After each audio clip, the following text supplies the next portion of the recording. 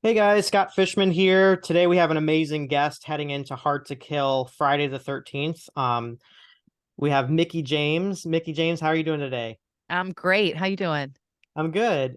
Good. So we have this big match coming up. Talk about just when was the decision made for you that you kind of wanted to have a last rodeo? Um, wow. I would say, around Empower, I didn't anticipate that I was going to come back and be a full-time part of the roster in the first place. And then so I think after I lost the championship, and it was conversation with Tommy Dreamer actually too, and the sense of, and I was like, Tommy, I don't know what else I can prove. I've done so much, and I've been really fortunate um to do so much. And if I go out, like, I'd run top of my game and not overstay my welcome and stay too long, or when I'm on the downward spiral of my career or anything like that. And plus it's a lot of, things that you see of Mickie, it's time to pass the torch, or and make room for the new women on the roster, and um all of those things too. And it's like, if I'm going to stick around and be on this in this locker room, or I think that I need to do it the old school way, and I need to kind of grind it the old school way of, like, earn my way back up the roster and prove that not only am I the best in the locker room, but the best ever. And if I can't do that, then I don't belong here anymore. And And I'm okay with that. yeah, and you've worked with, a wider range of talent from veterans like Mia Yim all the way on down. So, talk about just what the experience has been like for you. As it's interesting because it's a legacy that you leave behind because of women like you, the women you're wrestling have the opportunities now that they have today. So it's almost a nice kind of feeling for you, maybe even closure. God forbid something happens at Hard to Kill and you don't win the championship, that you can kind of feel that you've had this last run with that way. So talk about Yeah. just the women that you've been working with, some of the highlights, maybe someone who kind of surprised you when you were in the ring with them.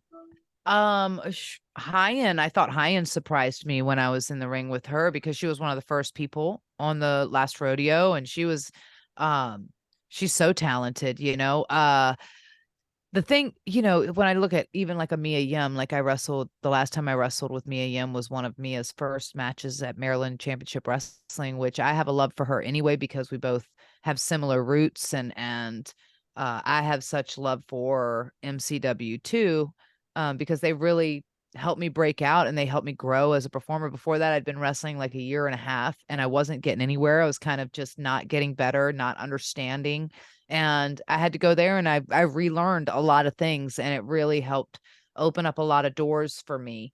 Um, but to wrestle her then and now, how much she had grown as a performer and how great she is in the ring. Uh, and I feel like every woman that I've faced, the competition's gotten stronger and tougher up to this moment, with, obviously Jordan being at the top of the mountain. And I've never faced Jordan before. And she's probably one of the hardest hitting women in wrestling. And I could probably just say hardest hitting in wrestling, honestly, and it would be accurate. Um, but it's been fun. It's been a lot of fun. It's been bittersweet in some moments,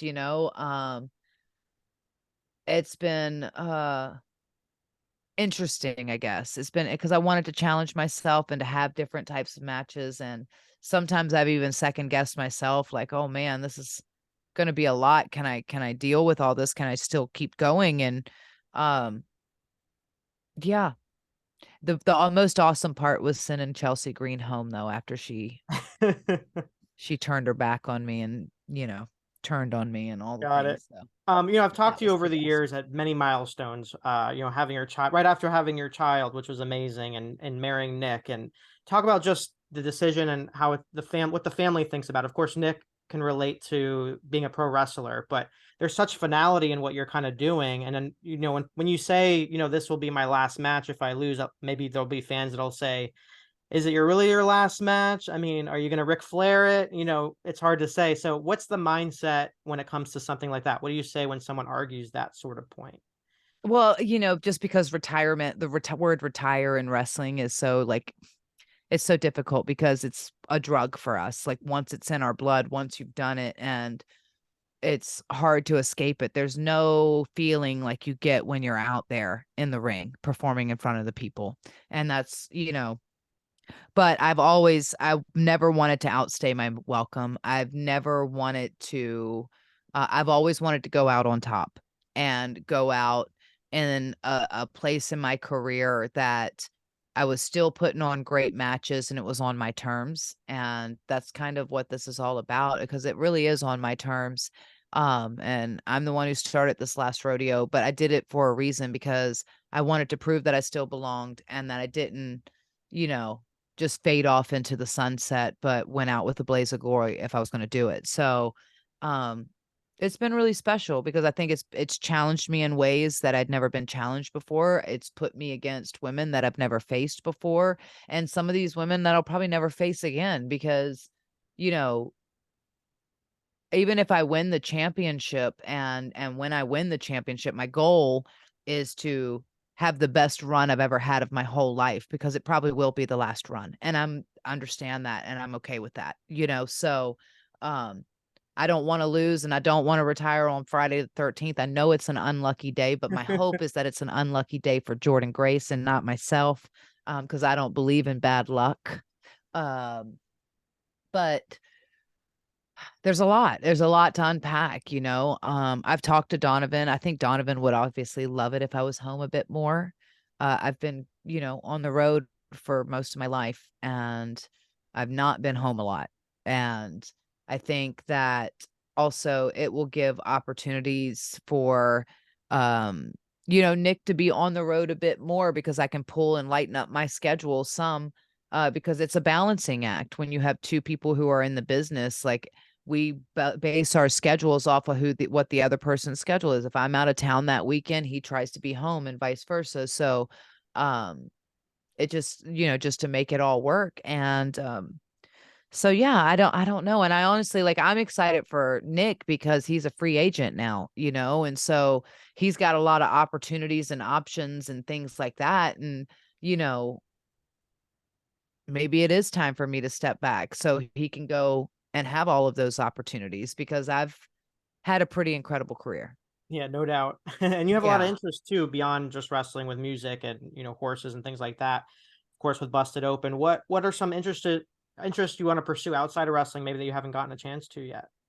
I definitely would love to work in wrestling behind the scenes a bit more, and help with the women and help coach, or help with what I feel like my strengths are, like character development and promos and storyline kind of stuff, and helping people find those niche things about them that sets them apart and makes them so different. Like, I feel like that's I have a real love for that. Um but also my horses, obviously. I just recently I'd been searching for horses when my grandma sold the horse farm. I've been searching for, like, any generational horses that, came from her stable, and I finally found one after, I mean, I've been searching for a long time. I finally found a baby.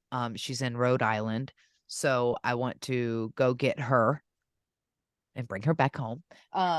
And kind of work on trying to rebuild my grandma's horse farm name. I've always had I do a lot of work with Child Help, which is an organization. It's charity work, obviously, but it's an organization that helps children of neglect and abuse. And they do a lot of equine therapy as well and different things like that. Um, I have Grown Ass Women Television, which is going to take the world by storm this year. So there is that. God, I have so many wants and things that we have our legacy supplements, which is doing great. I have fun on Busted Open, but I really don't know. I don't have any concrete plans, but I've never been a concrete planner. Right. I've been a dreamer. That's what I've Right. always been. I see it and I'm like, okay, it's there. But the plan is always like this. Right. You never know. It's When it comes to Impact Wrestling, what do you think from, working behind the scenes, working with talent, and you've been a part of Impact throughout the years and different times for now, what do you think it's going to take for them to get to that next level, kind of building on what they've already built, which is kind of getting that good rapport back with the fans. What do you, where you're asking what I think it's going to take Impact to get to that next level, Yeah, well, what do you or want? Maybe something that they aren't doing that you kind of would push for with a seat at the table and having a voice backstage.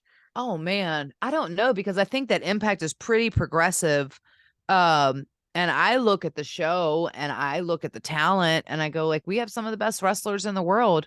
We have you definitely the strongest female roster that one could ever imagine. And especially when they get opportunities like, the first ever Ultimate X match, or, the last knockout standing and all these other things, the Texas death match, um so I don't know if it's about that as much as I would love for more people to see it, to be able to see it, to be able Amen. to watch it and get in front of, because I think that if more people saw it, they would see how great it is, For sure. Yeah. With Jordan Grace and just being your big match, how are you preparing any differently? Is there anything you're doing differently to kind of get ready? I'm training a bit harder, but not just in the ring, because I know that um I'm not going to be as strong as her no matter how hard I train. It's just not how my body was designed. Um, whether I'm faster than her, I don't know. I feel like I'm pretty quick and nimble some days quicker than others. But I've been doing a lot of like, my even mind work of training, but I've been focused in training. I've done tape study, which is something that I haven't done, really in a while. Um, Anyone in Especially particular? of watching her to Okay. see what her, how she goes about things, and if there's different ways, because I know that I'm going to have to be smarter, and I know I'm going to have to be faster in a way, because I'm not going to be stronger. So yeah, I mean, I feel like that's kind of different than a lot of the opponents. And she reminds me a lot of like when I would face Beth Phoenix. Like, I feel like I'm going to have to go at it, um, more in that aspect. And I'm okay being the underdog. I've been the underdog most of my life. So I like fighting from underneath. Um, it makes me feel alive. All right. Lastly, just what do you think your legacy within Impact will be? What do you want to be left? Everything that you've done, you got started early on in your career with Impact, and then all these years later, it's like coming full circle in many ways. So it's great to kind of see that happen. Well, a lot of people are like, okay, why Impact Wrestling? But in many ways, it's kind of very poetic that it's happening It here. is poetic. Yeah. So for you, talk about just the highlights and things, just having this as you kind of prepare in the next couple of days for this big match. Oh man. God, I've had so many. I've had so many highlights. I just hope that, you know, when it all falls down, I just hope that I'm remembered. I think we all want to be remembered in a respectful way, that I was, respected, and that I was a great champion, and that I made uh a difference in the business. You know, um we all want to be the greatest of all time, but I already am. I'm just kidding. We all want that. I think we all want to be the GOAT, and everybody claims to be the GOAT and stuff like that. But in reality, like, I just want uh the women to keep on thriving, and I want to have made a difference in the business, and hopefully I've done that. And yeah, and to be honored on the way out in a positive light. Well, definitely a Hall of Famer soon to come, I'm sure, for Impact and Dang. beyond. Hopefully. Thank Fingers you so crossed. much, Mickie, for the Yeah. time. Of course, catch Hard to Kill on Friday, January 13th. Very easy to remember on Fight TV and pay-per-view. Thank you so much, Mickie, and good luck. Oh, thank you, Scott. I appreciate it. Take care.